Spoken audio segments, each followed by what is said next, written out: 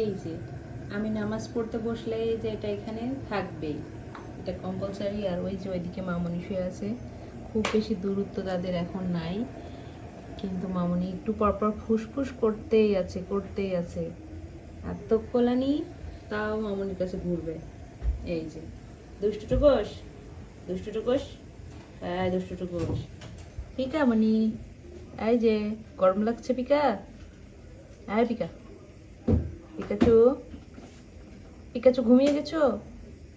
Pikachu ঘুম, তাই জন্য তুমি টুকুসকে কিছু বলছো না?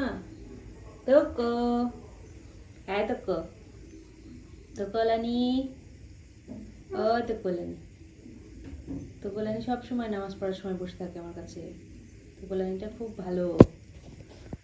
টুকুলানি নামাজ পড়বা তুমি?